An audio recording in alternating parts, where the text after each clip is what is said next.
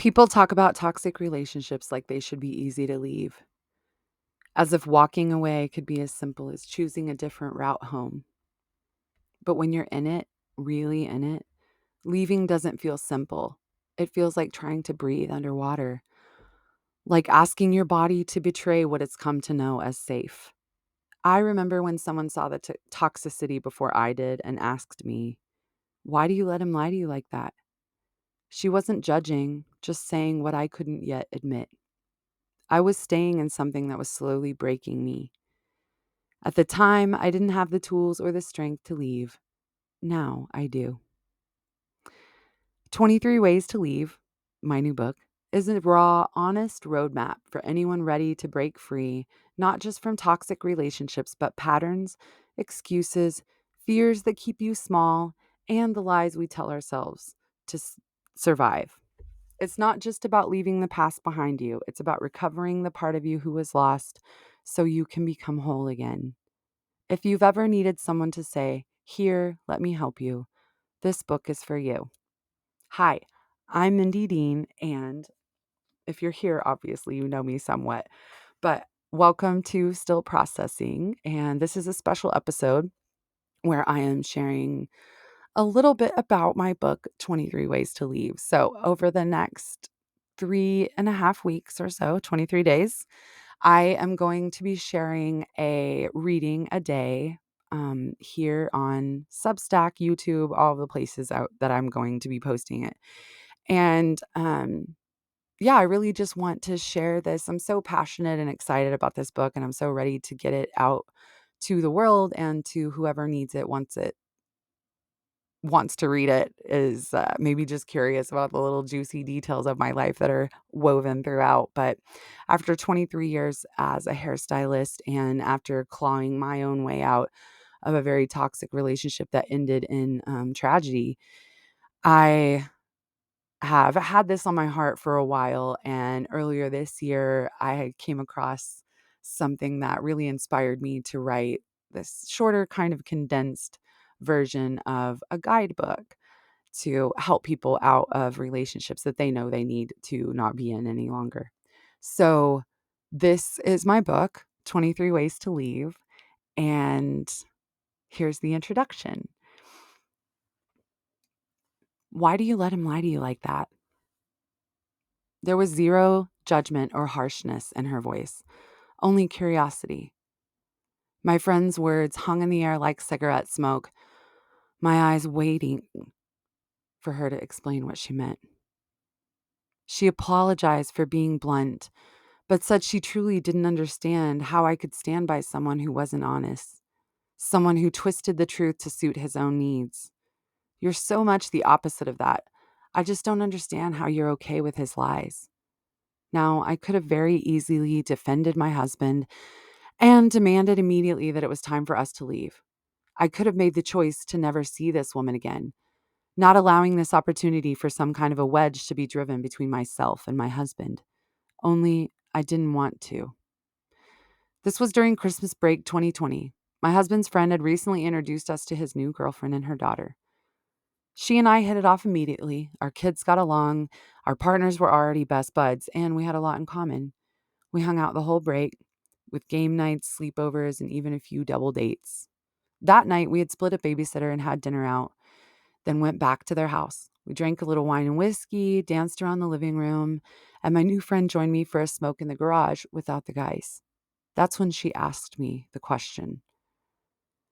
It felt like her words cracked something open in me. I had been letting him lie to me for years, quietly going along with embellishments, half truths, and outright lies.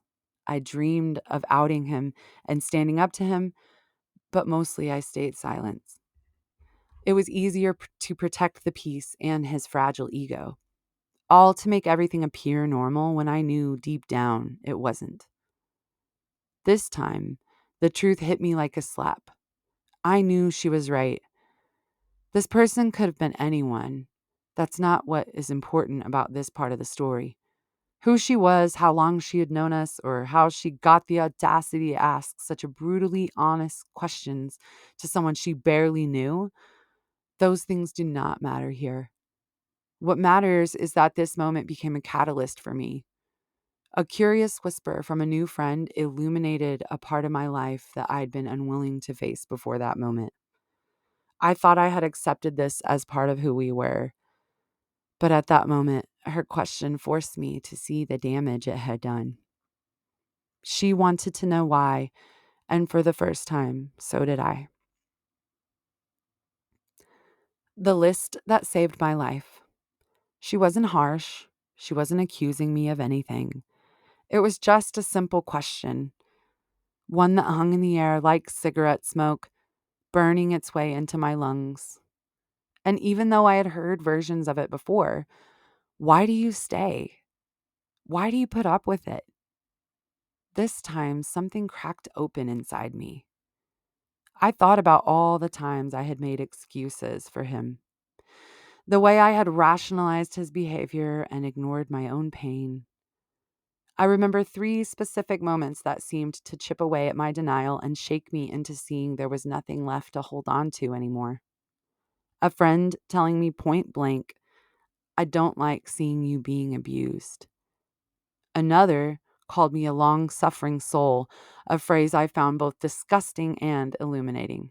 And a random article I came across in Facebook feed in 2016 titled 20 Things Malignant Narcissists, Sociopaths, and Psychopaths Do to Silence You.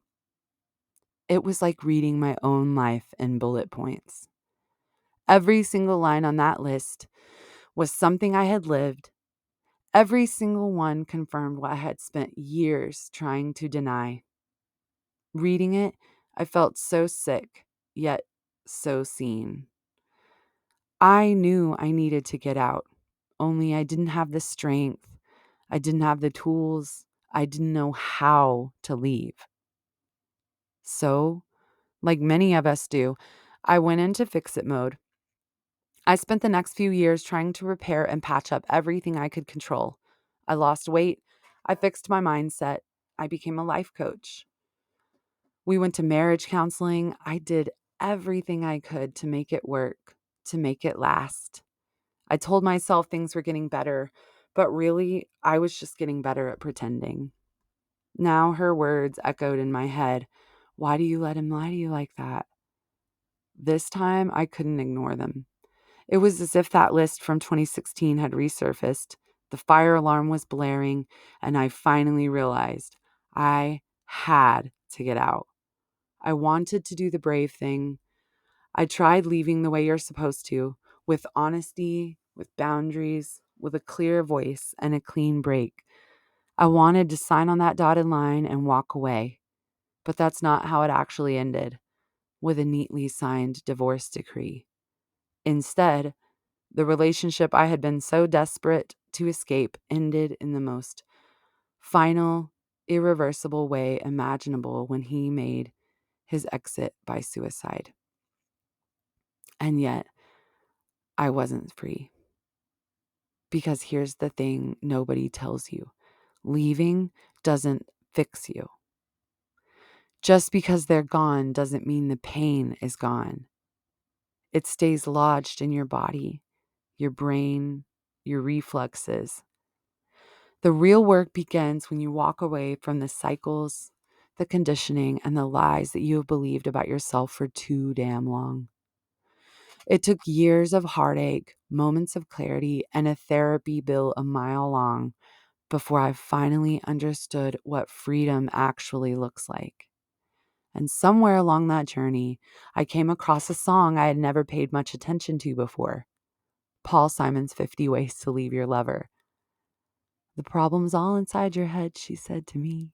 Now, I wasn't Jack, and I sure as hell wasn't Stan, and leaving hadn't been as simple as hopping on a damn bus.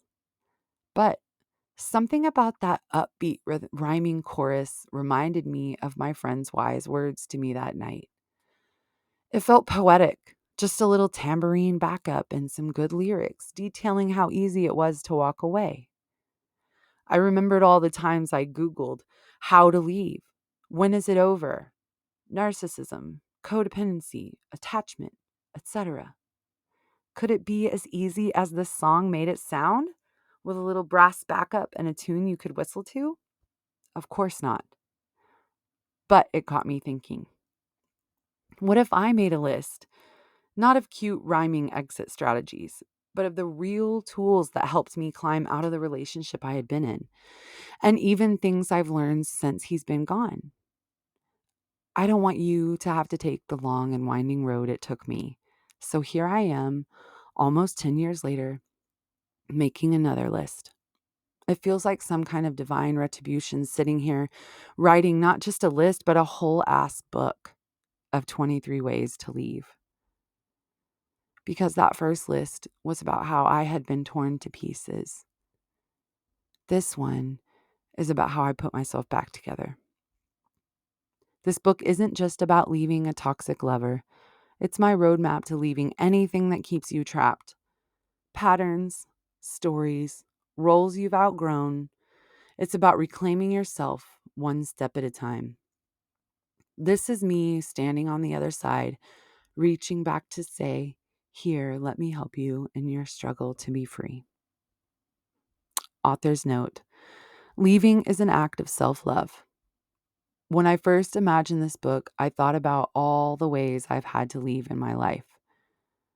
Not just people, but versions of myself, patterns that held me back, cycles that kept me stuck, and stories that kept me small. So while the title 23 Ways to Leave was inspired by Paul Simon's song, this book is about leaving so much more than just a toxic partner. It's about leaving the cycle of self-doubt that keeps you telling you that you're not good enough, the patterns of people-pleasing that keep you trapped, the guilt that whispers, "You can't leave, you'll regret it," the fear that makes you stay in places you've outgrown. Yes, this book will help you walk away from an unhealthy relationship if that's what brought you here. But it's also about breaking free from anything that holds you back so you can choose yourself and walk toward the life you actually deserve.